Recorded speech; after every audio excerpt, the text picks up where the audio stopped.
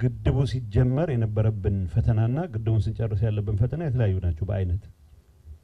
የነሱም ይብዛም ግድቡ ሲጠናቀቅ የጭቅጭቁ መጠን ወይ መጠኑ ብቻ ሳይሆን አይነቱም ይቀየራል ተጨማሪ ጉልበት ተጨማሪ መደራደር አቅምም እየጨመረልን የሚመጣ መሆኑ መታወቅ መቻል አለበት ከምንም ነገር በላይ ግን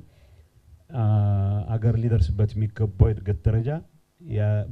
በዚህ ሴክተር ላይ ሙሉ ጊዜ ማባከንን የግድ የሚል ይሄ ላክዠሪ ሳይሆን ፈለግንም አልፈለግንም ማድረግ የሚገባ መሆኑን ማወቅ ጥሩ ነው ለማለት ነው ስለ ቱሪዝም የተባለው ለማየት የሚያጓጓ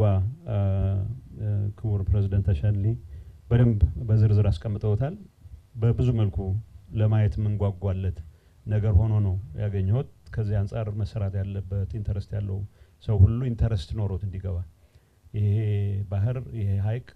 ትልቅ አቅም የሚፈጥርልን በዘርፈ ብዙ ጠቀሜታ የሚያመጣልን መሆኑን ግምት ውስጥ ማስገባቱ ተገቢ ነው የሚለው